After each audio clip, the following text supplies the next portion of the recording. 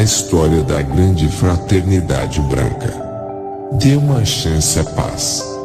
Rezam as tradições do mundo espiritual que na direção de todos os fenômenos do nosso sistema, existe uma comunidade de espíritos puros eleitos pelo Senhor Supremo do Universo, em cujas mãos se conservam as rédeas diretoras da vida de todas as coletividades planetárias a caminho da luz. A fraternidade branca pode ser definida como uma grande unidade de consciências luminosas e inteligentes formada por um conjunto de múltiplas unidades energéticas luminosas. Estas unidades hierárquicas, por sua vez, estão inseridas em outras unidades maiores, assim como dentro de cada uma delas existem unidades menores. Todas possuem suas próprias tarefas e missões, visando implementar objetivos e desenvolver princípios na humanidade. O fio condutor que as une, por assim dizer, é a luz do amor universal em frequências cósmicas divinas. Cada uma das unidades hierárquicas está em perfeita união e sintonia com a luz criadora universal. A hierarquia segue um sistema piramidal, onde os mais evoluídos se encontram nos níveis mais elevados. Como todos existem dentro de uma unidade luminosa de consciências, e estabelecem um sistema piramidal planetário que, por sua vez, situa-se dentro de outro sistema maior, que é a hierarquia solar, e assim sucessivamente. Aqueles que estão em um patamar superior tanto servem aos que estão no mesmo nível como aos que estão acima e abaixo, visto que todos formam diversos sistemas piramidais. Por isso, fala-se tanto em hierarquia. A grande fraternidade branca é integrada pela corte celestial Logos, Elohim, Manus, Choans, mestres ascensionados, arcanjos, serafins, querubins, devas, anjos, elementais, que são os auxiliares e mensageiros cósmicos de Deus, irmãos das estrelas que formam uma hierarquia de iluminados atuantes na evolução dos seres vivos da Terra. A hierarquia dos iluminados é o governo oculto do mundo, que existe a nível celestial e prevalece sobre tudo o que ocorre na Terra, desde a criação, a sustentação e todas as transformações, para que se cumpra o plano divino.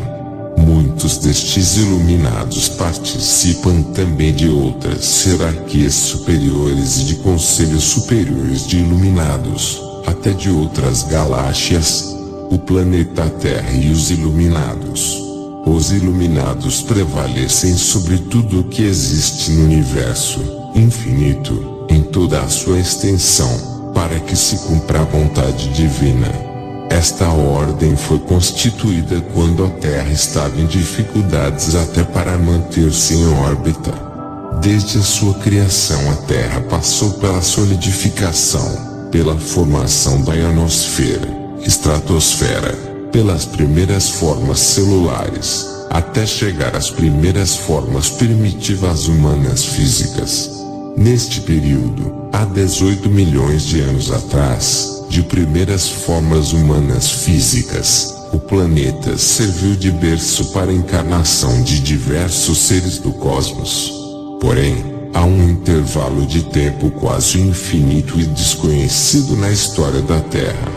Foi o período, 500 mil anos atrás, em que há registros da presença de extraterrestres, interplanetários bons e maus, em várias partes do globo. Neste período inicial, houve a encarnação da primeira raça raiz e segunda raça raiz, tão bem conhecidas da teosofia e de outros estudos ocultistas, e que não eram propriamente raças físicas, completamente materializadas. Isto só se deu na terceira raça raiz lemuriana, com a encarnação de espíritos extraterrestres, principalmente os de Capela. A Terra seguia seu destino cósmico e os humanos sobre o planeta viviam sob o reinado do terror, dominação e violência. Houve a queda da humanidade devido a vários motivos. Houve um rebaixamento da frequência vibratória dos átomos da constituição humana e, consequentemente, o rebaixamento do nível de consciência. Com a queda, perdeu-se a consciência da unidade e conheceu-se o sofrimento pela primeira vez neste mundo. O humano entrou em decadência e ficou parecido com o denominado humano das cavernas. A Terra tornou-se nublada, cada vez mais escura, até não possuir luz suficiente para manter-se em órbita, sendo um peso muito intenso a ser mantido pelos astros do sistema solar e da galáxia. Quando este clímax atingiu os pontos de saturação vibratória máxima, que é conhecido nos códigos estelares como o código 666, abalando o equilíbrio dos planetas próximos, os diretores estelares decidiram intervir. Os hierarcas, reunidos nos conselhos superiores, condenaram-na e a seus habitantes. Samnati Kumara, Logos planetário, regente do planeta Vênus, chamado na Bíblia o Ancião dos Dias, que já possuía experiência na recuperação de outros mundos, apresentou-se como voluntário para recuperar o planeta e a torná-lo viável para a evolução humana. Toda a humanidade deve ser grata a este grande iluminado, que por sua atitude altruística será sempre abençoado. Ele então deixou seu lar e seu complemento divino, a muito amada Vênus, para partir para a Terra. Ele possui a nona iniciação hierárquica. Depois que Samnati Kumara assumiu o compromisso de vir para a Terra, e aqui permanecer até que um único ser humano se iluminasse, 144.000 almas irmãos de Vênus ofereceram-se para vir com ele e apoiar sua missão. Foi então iniciada a construção de Shambhala, a cidade de onde o grande regente deveria dirigir a Terra, numa ilha do mar de Gobi. Sua construção durou 900 anos. Quando a hora celeste soou, o gigantesco mecanismo pôs-se em movimento. As estrelas indicaram a partida dos deuses e dos senhores da chama e, de acordo com a lei, constituíram uma esfera de fogo de irradiação incalculável e lançaram-se celeremente à grande aventura cósmica que se iniciava em Vênus, nas mais elevadas alturas do sistema, e devia culminar naquele pequeno lugar da Terra, uma ilha do mar Gobi, hoje deserto de Gobi, a oeste da Ásia, que posteriormente foi denominada a Ilha Branca, pelo fato de a cidade ter sido construída com muito mármore branco, joias preciosas e ouro. À medida que a esfera de fogo ia se deslocando pelo espaço em direção à Terra em velocidades incríveis, atravessando rondas e cadeias de mundos dentro do hemisfério solar, os esplendentes senhores da chama iam despojando-se de seus atributos venusianos e assimilando e adquirindo os que correspondiam ao planeta Terra. Iniciou-se uma grande história. Samnati Kumara tomou posse como senhor do mundo e, inicialmente, com a sua própria luz, sustentou o planeta. Com sua sabedoria preparou iluminados para a recuperação da Terra. Ele formou, há 16 milhões de anos, uma irmandade de iluminados com o nome de Grande Fraternidade Branca. A cor branca é a síntese de todas as cores e, usada no sentido filosófico, representa o ideal de aceitação e união de todos os povos para trabalhar pela causa evolutiva planetária. Ao chegar a Shambhala, Samnati Kumara invocou e ancorou a chama trina azul, dourada e rosa, que representa poder, sabedoria e amor, a ação vibratória do planeta Vênus, que nunca havia sido invocada antes na Terra, e que então foi impressa no coração de cada ser humano vivente na Terra. Foi o primeiro passo para a salvação da humanidade. As flores, as árvores e os elementais ganharam um novo ânimo e no coração da humanidade brilhou uma nova esperança. a Terra voltou a brilhar. Shambhala é o maior foco de luz que mantém o equilíbrio energético, tanto para receber quanto para distribuir ao planeta. Recebe energia de centros energéticos solares e extrasolares, como o de Vênus, do grande Sol central, da constelação de Ursa Maior e de outros centros cósmicos. É o centro de irradiação da vida planetária, focalizando vontade, sabedoria e amor, que guiam a humanidade para a ascensão. Atualmente Shambhala encontra-se no plano etérico, com as mesmas características que possuía no plano material, porém mais sutil e mais iluminada. Oração de Shambhala. Tu que me chamaste para o caminho do trabalho, aceita a minha habilidade e meu desejo de servir ao Senhor dos mundos. Aceita meu labor, ó Senhor, pois tu me vês de dia e de noite estendo o seu manto para que eu possa caminhar. Dá-me tua mão, ó Senhor, pois a escuridão é grande. Eu sigo a ti os mestres ascensionados da grande fraternidade branca. Entre os povos da Índia, China, Mongólia, Tibete e Rússia existem muitas referências a Shambhala, a terra das águas cristalinas, a cidade sagrada, onde vivem os homens sábios e perfeitos. Ao longo dos tempos, existem muitas referências sobre pessoas que, ao viajarem por esses lugares, tiveram contato e grandes experiências místicas com esses seres que o Ocidente praticamente desconhece. A tradição esotérica sustenta que o lugar ainda é a morada terrena dos poderosos seres e que nele se reúnem a cada 7 anos os iniciados de todas as nações. A grande fraternidade serve à evolução da Terra e é responsável por todos os seus seres. Está ligada a outras fraternidades dentro e fora do nosso sistema solar. A hierarquia deixa o homem e os governantes das nações completamente livres, respeitando o livre-arbítrio. Procura orientar de várias formas todos os governos de todos os povos, conduzindo-os à observação da justiça, das liberdades individuais e coletivas, para que haja uma contínua expansão da consciência, da mente, do sentimento, da sensibilidade e da compreensão. O objetivo maior é ajudar todos os seres humanos a ter os mesmos direitos, deveres e oportunidades de evolução para cumprir suas tarefas na Terra, e viver em completa paz e equilíbrio com todos os seres e forças da natureza. Resumindo, a grande fraternidade branca é um conjunto de seres que se encontram em vários planos, mundos e dimensões. Cada um deles continua evoluindo dentro de seus próprios processos, trilha o mesmo caminho da luz, cumpre as mais diversas tarefas e missões. Uns encontram-se no plano físico, outros no plano astral, outros no plano mental, outros nos planos da alma e outros ainda no plano onde reside o puro espírito.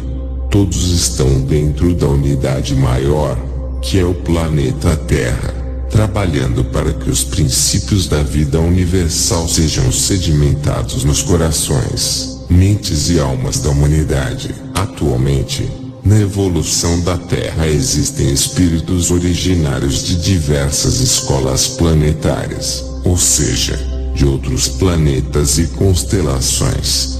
Todos precisam seguir as grandes leis universais feitas pelo Criador. Essas leis dizem que cada hierarquia planetária é responsável pelos seres que nela evoluem, trabalham e servem. Portanto, todos obedecem à hierarquia planetária em que estão servindo. No universo reinam a ordem, a disciplina, a harmonia e o equilíbrio, não o caos que o ser humano imagina. A vida não é a forma, mas sim o habitante da forma. A alma e o espírito peregrinam pelo universo na busca de um aperfeiçoamento, para expandir e unificar seus estados de consciência e atingir a consciência cósmica. Um dos objetivos principais da chama trina é ajudar o humano a atingir níveis mais elevados de consciência, de mente e sentimento, para que ele possa se libertar interna e externamente, iluminar, despertar e expandir suas capacidades latentes, tornar-se mestre de si próprio. Seus princípios são liberdade, igualdade, fraternidade, equilíbrio, harmonia, paz, amor, justiça, sabedoria e luz para todos os seres. Seus mestres procuram levar cada pessoa à consciência de que ela é parte de uma enorme família chamada humanidade. Esses princípios constituem metas a serem alcançadas e conquistadas com consciência. Não podemos compreender a grande fraternidade branca unicamente baseada no intelecto, no racional, nos limitados 5 sentidos. Cada ser humano possui um poder transmutador expresso na divina presença Eu Sou, focalizado através do coração, que foi esquecido após sua queda. Cabe ao discípulo fazer com que este poder esteja sempre ativo, sob a proteção e orientação da grande fraternidade branca. Para compreender a existência da fraternidade branca, é necessária uma rápida visão histórica da Terra. Os extraterrestres são um tipo de consciência angélico, chamado de anjos do aviso. São emissários da vontade maior da energia que é a suma inteligência, o que consideramos como Deus. Estamos falando de toda a hierarquia da luz, os nossos irmãos maiores, mestres e instrutores das estrelas, a humanidade estelar e o projeto Urantia, a origem da humanidade e sobre o propósito de vocês existirem dentro de um mundo decimal de energia morontial direto da fonte de Avona. Sei que muitos fragmentos dessa informação já foram passados, mas normalmente desconexos e sem um sentido claro e objetivo para muitos de vós. Irei mais uma vez ajudar para que possam entender mais sobre a missão e o verdadeiro motivo de vocês existirem dentro da Matrix de controle de Urantia ou Terra, como chamam ao vosso mundo neste momento. A realidade da Terra é da vossa humanidade, e na verdade um reflexo na linha temporal de muitos mundos. Desde a sua criação a Terra passou pela solidificação, pela formação da ionosfera, estratosfera, pelas primeiras formas celulares, até chegar nas primeiras formas primitivas humanas físicas, onde a espécie humana se manifestou e teve seus problemas evolutivos e de personalidade.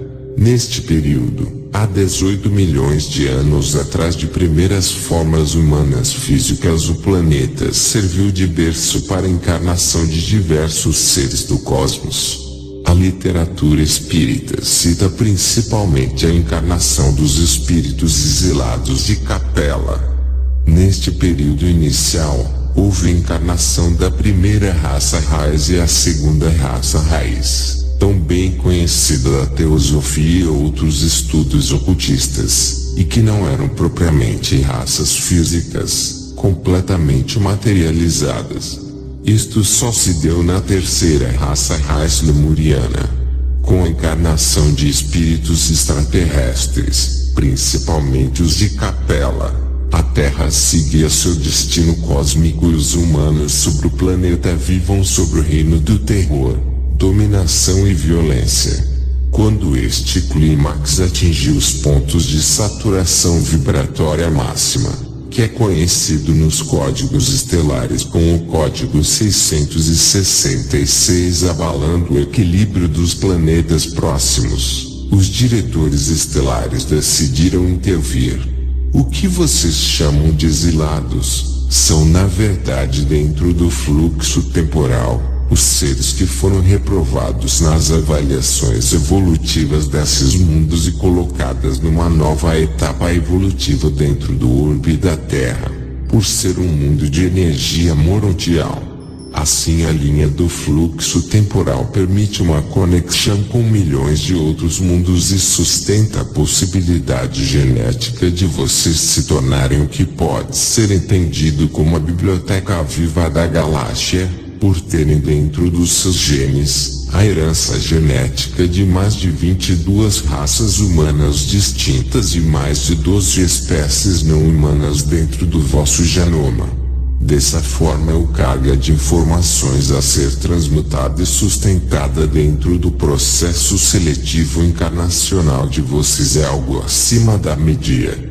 No entanto, o projeto Terra teve problemas devido à manipulação de seres não autorizados, o que provocou anomalias no mesmo e um ciclo encarnacional desnecessário e cheio de aspectos kármicos como vocês o entendem hoje, o que é na verdade uma mentira. Vocês foram colocados na Terra para evoluir com seus próprios erros e com a sua própria psique emocional, para despertar o vosso Cristo e provarem que o amor é superior ao desamor, mas foram manipulados pelos anjos caídos, que se revoltaram contra o projeto, que visava corrigir as antigas falhas de caráter deles na sua linha pessoal de evolução. Dessa forma, eles foram colocados a encarnar dentro do orbe energético da Terra, visando que assim eles aprendessem a lição do amor e da compaixão. Dessa forma surgiu a questão do sofrimento, que muitos sofriam pelas suas atitudes insanas e acabavam por entrar na energia do ódio e não do perdão, o que criou o que vocês entendem por bola de neve, e os seres ligados a eles, com tecnologia e as infiltrações de corrupção da Federação Intergaláctica e no caso específico, da Federação Unida de Planetas Setorial de Teta e de Satânia, acabaram por quebrar os protocolos de segurança, e inseriram sistemas de controle negativos, e corromperam Caligasto, que era o príncipe planetário encarregado do processo evolutivo na Terra. Antes disso ocorrer, não havia o conceito de karma e de ciclo encarnacional de aprisionamento, pois a memória encarnacional era mais completa e existia todo um processo de monitoramento e acompanhamento, o que não existe atualmente da mesma forma e vocês não têm consciência disso, ficando tudo isso a cargo da hierarquia espiritual que a maior parte da humanidade desconhece e nem acredita que exista. Quando Caligasto se envolveu com os Anunnakis renegados, esses por sua vez, eram dissidentes negativos dos Rigelianos e de outras orbes de Anyotak, criou-se uma malha de energia negativa que desviou o projeto original da humanidade e da Terra para outros patamares, que não foram controlados pela Confederação, e nem pela Federação local, deixando tudo dentro de um grupo de 13 dirigentes da Federação, que eram totalmente corruptos e envolvidos com o tráfico de genes dos 37 mundos em exílio similar à Terra.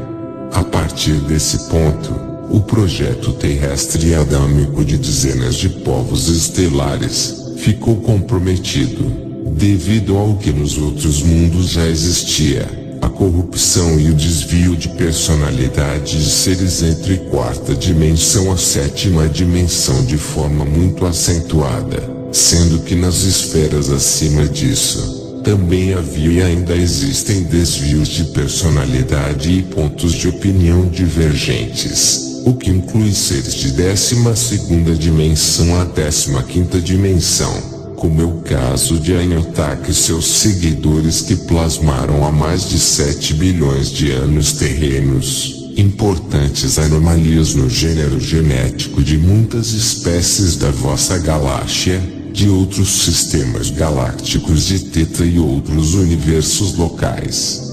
Portanto, quando digo que vocês não têm culpa, coloco-vos isso, porque a anomalia genética de negatividade é a normalidade de um ser, que ao nascer, possui ódio, vem das antigas manipulações genéticas de mais de 7 bilhões de anos e é outro fato importante. que é o de incompatibilidade genética de muitos seres, que foram misturados para gerar novas espécies. Isso ocorreu muito com a vossa forma da micro-humana ao ser misturada com genes de répteis de alta agressividade, gerando os Dracos do sistema de Vega que possuem uma alta agressividade inicial nas suas 7 primeiras gerações, que, com o tempo, foram melhorando e entrando numa linha mais dócil. O mesmo ocorreu com muitas gerações de répteis e insectoides, que, ao serem manipulados, apresentaram alto índice de agressividade, devido a combinações inadequadas de genes, que acabavam por gerar algo similar ao seu entendimento de cólera e enxaquecas, que causavam agressividade. O mesmo ocorre com certas experiências dos vossos governos. Portanto, o projeto da Biblioteca Vivo da Terra era perfeito e teve muitas interferências que, aos poucos, os mestres da Fraternidade Branca tentaram contornar e reverter, mas a índole acumulativa e as manipulações de Caligasto e os rebeldes dentro do poder direto do governo interno da Terra gerou inúmeros processos kármicos com severas consequências para a humanidade, há mais de 16 milhões de anos do tempo terrestre. É por esse motivo que Samnati Kumara, um ser da hierarquia de Vênus, se ofereceu ao sacrifício de salvar a Terra e veio à Terra para restaurar a ordem e evitar uma catástrofe, de ordens similares ao planeta extinto Maldek, que explodiu há milhares de anos.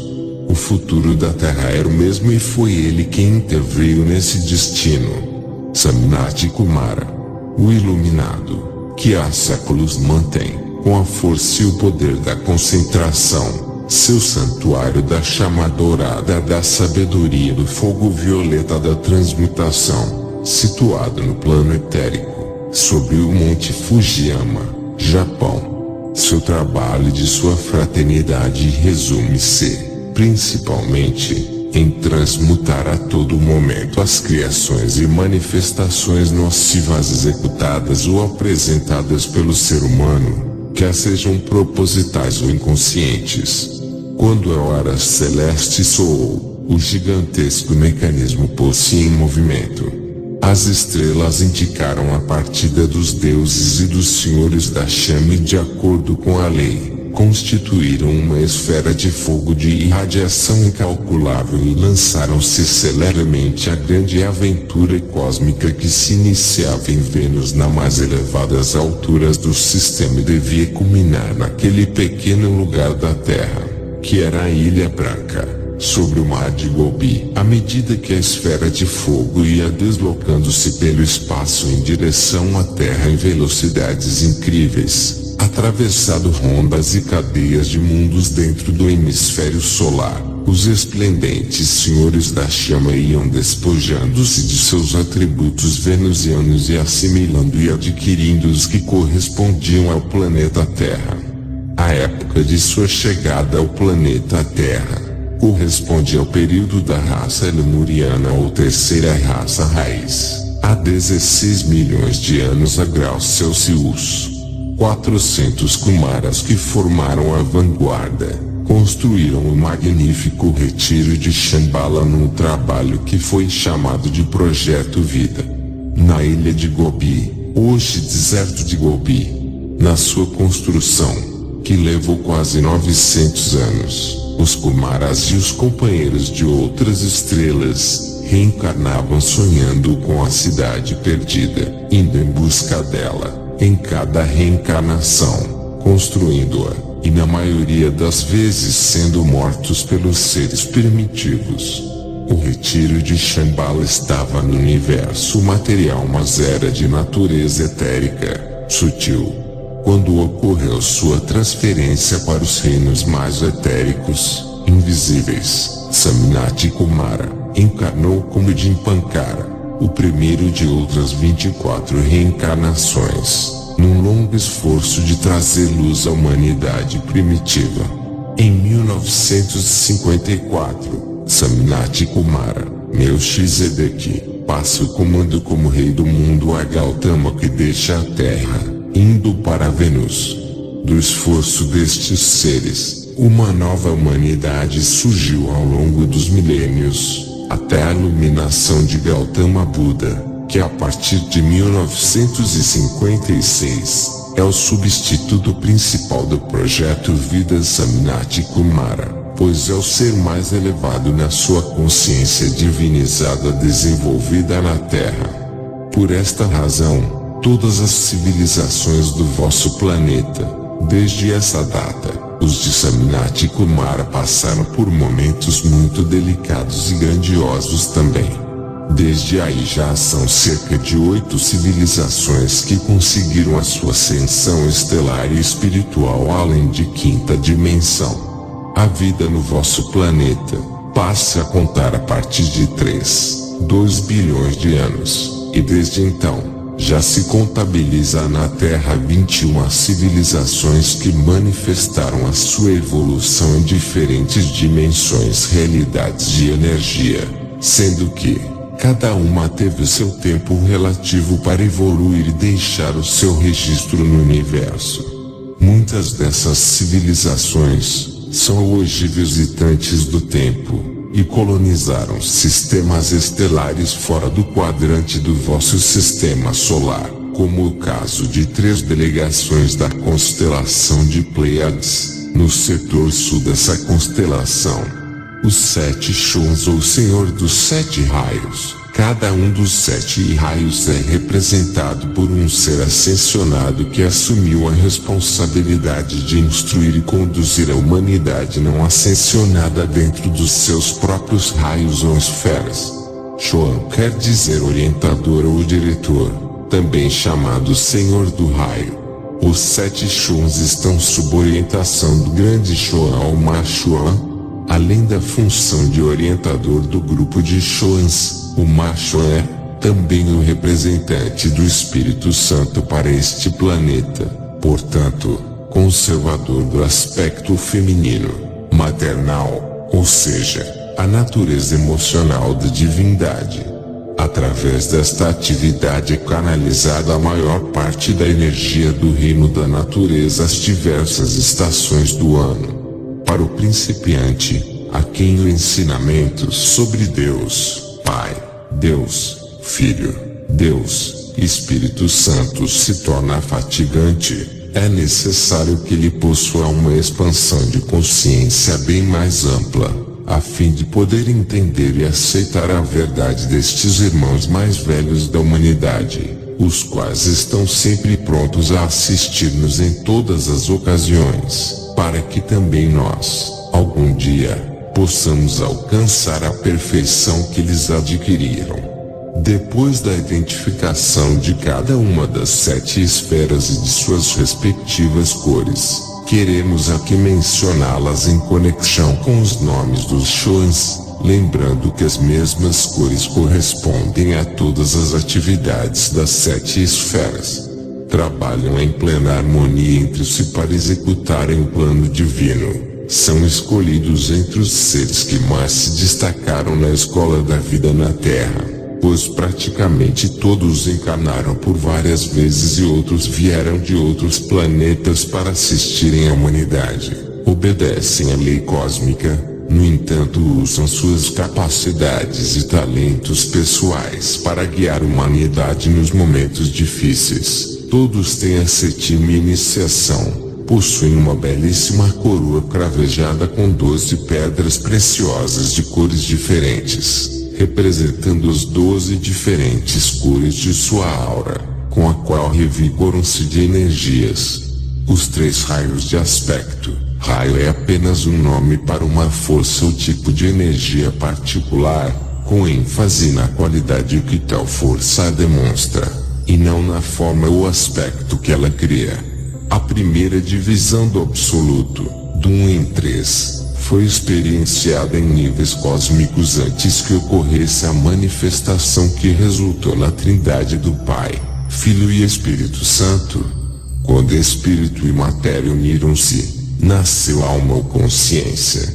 No processo de manifestação, Essa unidade tripla se expressa nos grandes raios de aspecto, que são 7 raios ou 7 qualidades irradiantes ou 7 fluxos de energia. O primeiro raio é azul e representa a vontade de Deus, fé, proteção, força e poder. É uma vida que deseja amar e usa o poder como expressão da beneficência divina. O Senhor do poder e da vontade realiza a tarefa de destruição de formas para que a manifestação da deidade cresça em poder e beleza e assim, devido à revelação da vontade e do propósito beneficente de Deus. Esse Senhor é controlador da morte em todos os reinos, o que provoca a libertação de poder e permite a entrada na luz. O Mestre Ascensionado Moria, que editou a ponte para a liberdade, é o diretor do primeiro raio. As pessoas que pertencem a este raio estão, geralmente, na chefia e possuem limitadas forças de poder e capacidade de executar alguma coisa. O segundo raio é cor de ouro e representa a sabedoria, equilíbrio e iluminação, e a encarnação do amor puro. Essa vida instila em todas as formas a qualidade do amor. Exercia esta função o Mestre Ascensionado Kutumi até a sua ascensão como instrutor do mundo, juntamente com o Mestre Jesus. O Mestre Ascensionado Lanto sucedeu o Mestre Kutumi, tendo sido também elevado ao cargo de instrutor do mundo. O Mestre Ascensionado Confúcio é o atual diretor do segundo raio, que é relacionado com professores, ensinamentos e pessoas de coração compreensivo. O terceiro raio é rosa e representa o amor divino, adoração, beleza e fraternidade. Está intimamente ligado à matéria. Ele trabalha em cooperação com o Senhor do segundo raio e constitui a força edificadora ativa que inicia a obra de construção e, finalmente, materializa a ideia e o propósito de Deus. A Mestra Ascensionada Rowena é a diretora deste raio. As pessoas que a ele pertencem amam a beleza em todas as formas de expressão e são amáveis e compassivas. Estes 3 raios de aspecto no nível cósmico são um mistério tão grande para nosso entendimento finito como o próprio absoluto. Os 4 raios de atributo. O quarto raio é branco e representa a pureza, a ressurreição e a ascensão. Senhor da harmonia, beleza e arte. Sua função é criar beleza por meio de ação recíproca entre a vida e a forma, baseando o desenho do plano divino. Sua tônica é a harmonia, desejos da forma e os da vida interior. Seu propósito é produzir unidade, harmonia e beleza em sintonia com o intento divino. É uma força curadora, pois leva todas as formas a uma perfeição máxima pelo poder da vida interior. É seu diretor o Mestre Ascensionado Serapis Bey. As pessoas que pertencem a este raio são artistas, músicos, arquitetos e são dotados de grande perseverança. O quinto raio é o raio verde da verdade, da precisão da lei. Verde, Senhor da ciência e do conhecimento concreto. Essa grande vida está em contato íntimo com a deidade criativa. É um ser da mais intensa luz espiritual devido à sua mente superior. É um canal puro para a vontade divina. O amor e a mente devem, no final, revelar-se mutuamente. As energias iluminam as formas e revelam seu propósito interior, e tudo é visto como ritmo. É dirigido pelo Mestre Ascensionado Hilarion. Foi ele o conhecido Paulo, da Bíblia. Em geral pertencem a este raio os cientistas, médicos, irmãos de caridade e curadores. O sexto raio é de cores vermelho, rubi e ouro, e representa a paz, colaboração e edificação à vida. Senhor da devoção e do idealismo. Essa deidade solar é uma expressão peculiar e característica da qualidade de nosso logo solar. e uma expressão verdadeira e vital da natureza divina. Um militante concentrado no ideal, uma devoção totalmente voltada para o interno do impulso da vida e uma sinceridade divina são as qualidades desse Senhor, que imprime tudo que é encontrado dentro de seu corpo de manifestação. O Mestre Jesus era seu diretor até há pouco tempo, quando foi ascensionado a instrutor do mundo. Atualmente é a mestra Nada que ocupa o cargo de diretor do sexto raio. Sua capacidade especial é o amor. Atualmente passou a regência conjunta do terceiro raio com Rowan e quem ficou a dirigir o sexto raio é João e Ruth. Frequentemente, os que pertencem a este raio são sacerdotes, assim como pessoas com desejos ardentes, no culto divino, em servir a humanidade, e muitas vezes sem colher reconhecimento pelos serviços prestados.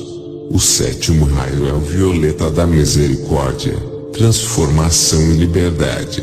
Senhor da ordem e da magia cerimonial. Este Senhor tem um poder peculiar na Terra e no plano físico da manifestação.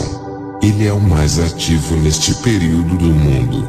Constrói por meio do poder do pensamento e leva uma pessoa a deleitar-se com todas as coisas feitas com decência e ordem. As energias de impacto produzem mudanças, distúrbios, progresso e expansão, criando as novas formas necessárias, bem como vitalizam e qualificam o meio de expressão da intenção divina imediata.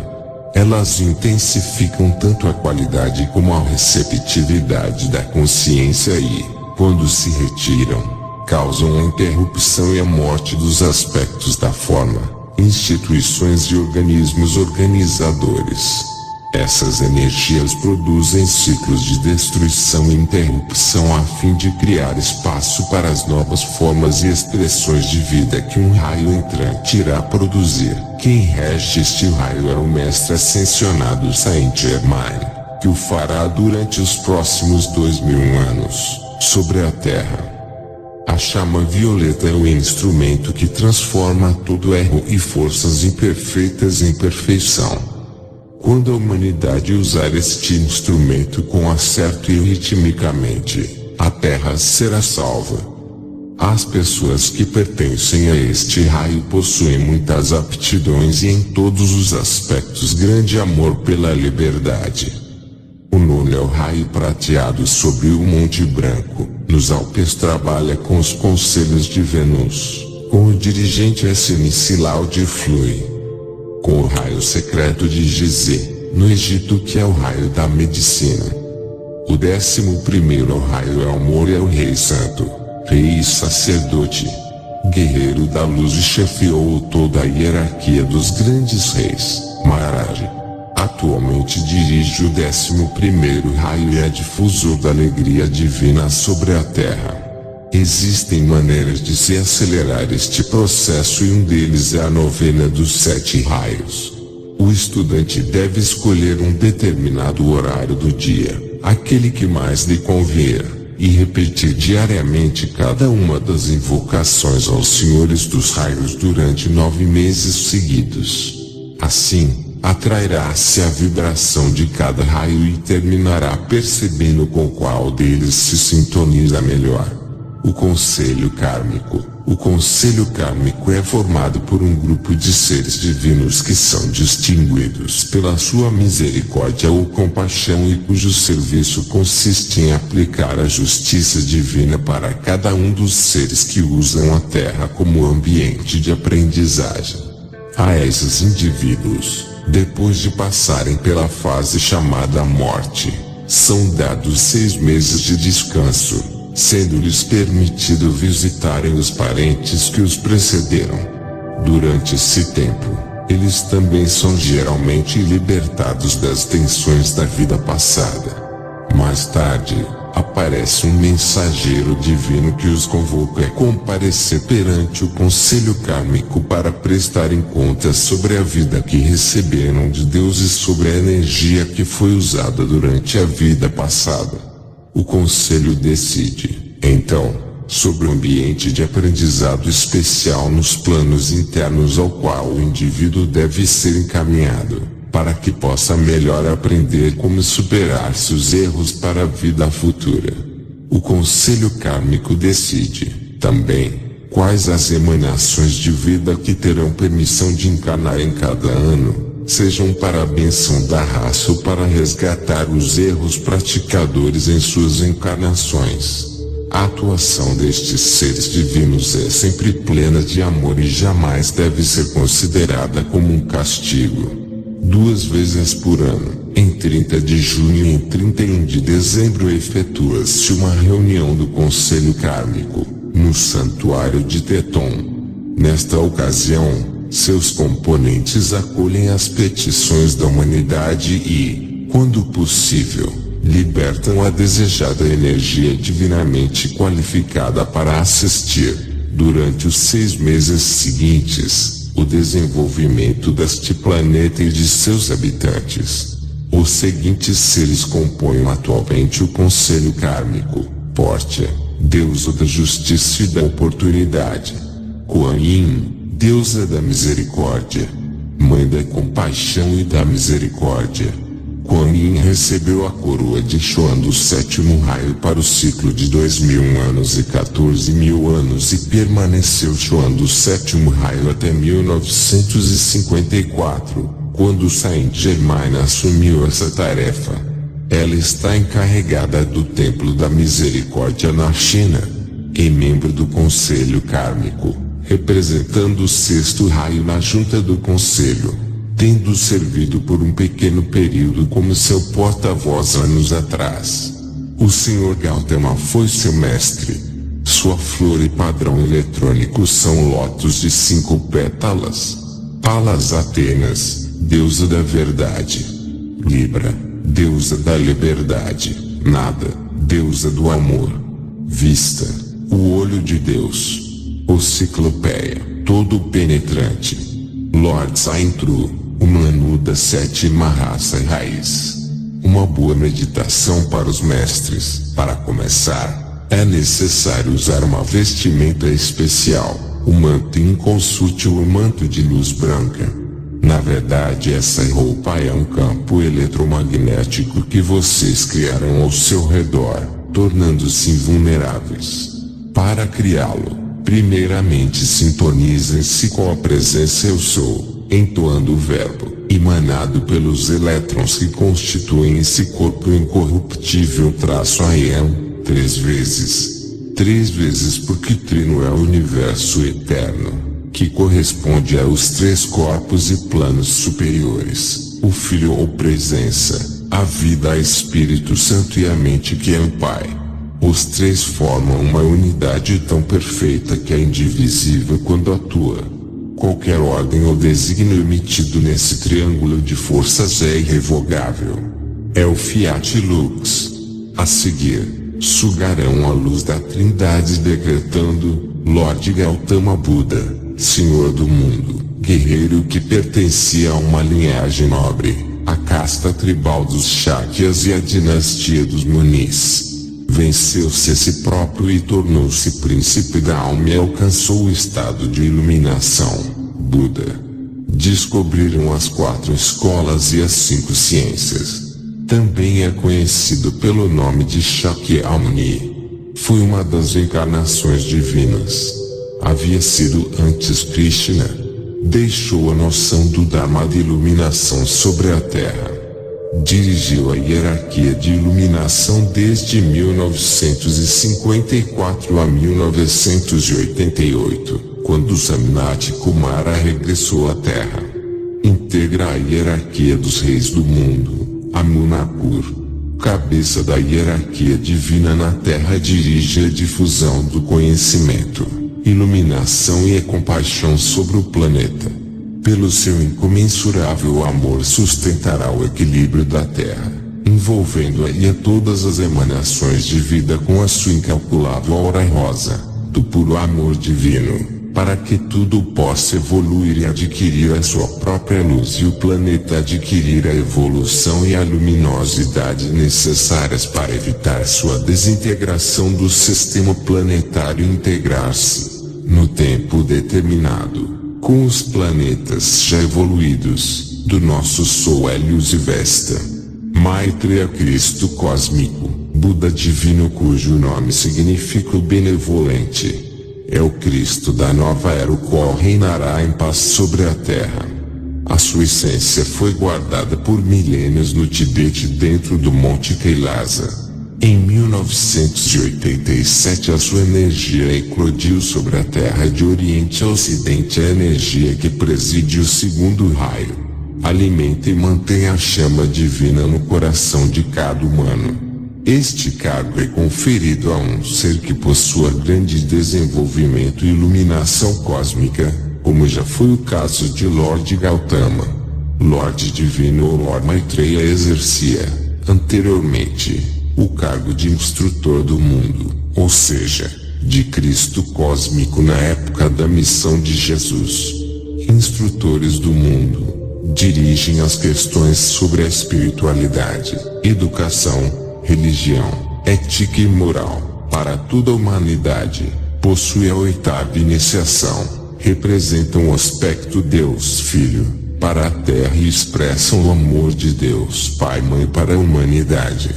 Jesus Sananda, mestre que na Terra tem a sua família espiritual com os JHS da mesma linhagem de Henrique José da Souza e outros. A sua origem é extraterrena e pertenceu a Sirius inicialmente estando ligado ao ovo cósmico de Sarim. Foi regente de um planeta desse sistema, o planeta Nada. Foi para Orion e daí se trasladou para Vênus e daí para a Terra. Nasceu algumas vezes neste planeta e foi Adão, Medá de Davi. Também foi José, aquele que foi entregue pelos irmãos aos egípcios. Nasceu como filho de Maria pela manipulação de Gabriel e desempenhou a missão da difusão do estado crístico como forma de aperfeiçoamento do budismo. E a encarnação do Verbo Divino Keter, sendo a encarnação de Miguel de Nebadon, o príncipe cósmico mais alto do Conselho dos Deuses da Galáxia Central a que o nosso mundo pertence. Conhecido por Manuel de Nebadon, foi chamado Emmanuel na sua encarnação divina. Jesus foi um corpo escolhido para portar a energia crística. O seu mestre espiritual era invisível. Auxiliá-lo estavam as hostes extraterrestres e o mensageiro do cosmos a quem designava de ele o Pai, o comando crístico. A sua missão desempenhou-se em vários países, tendo começado na Índia. Desceu a antiga Pérsia e entrou em Israel, onde por choques políticos foi condenado à morte na cruz. Esse ser plasmou um corpo espacial para poder ressuscitar. Humanidade de então ficava com a semente da luz. Cristo é o instrutor solar. O povo eleito dos Elohim rejeitara a mensagem e mandara matar a encarnação do seu gênio, Adão, o regente solar, na pessoa de Jesus, por causa da conjura dos extraterrestres e dos seus mestres ocultos. Após a ressurreição é o Cristo que aparece a Madalena, a esposa de Jesus, bem como aos apóstolos. Durante 40 dias deu instruções específicas aos 11 apóstolos e retirou-se depois. Dá-se depois a descida do Espírito Santo e na forma de línguas de fogo e o entendimento se lhes abre.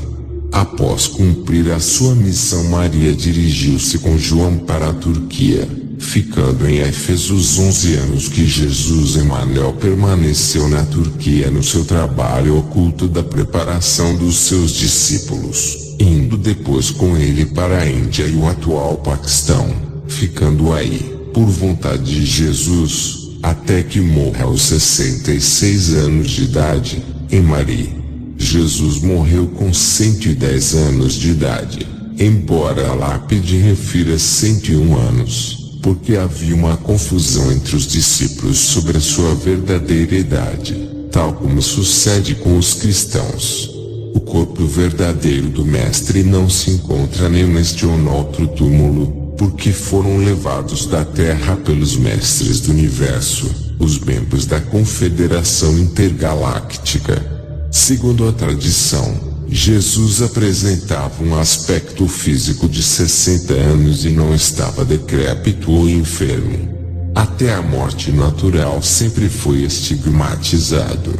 O nome de Jesus é Kirisuto.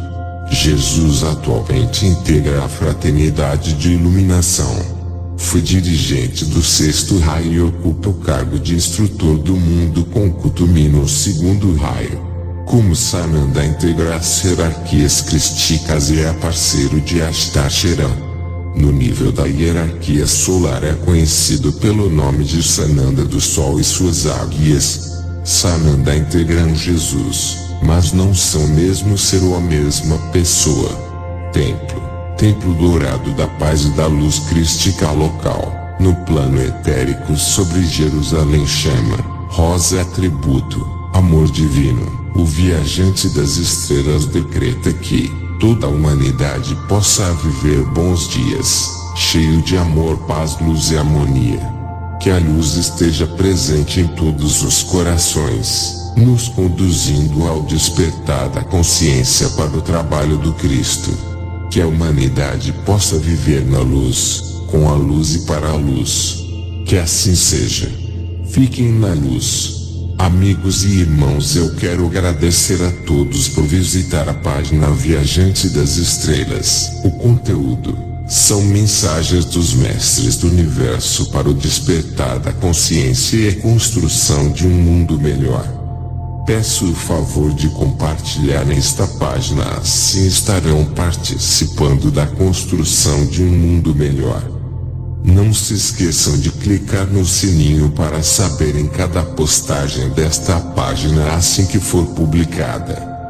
Luz, muita luz. Namastê.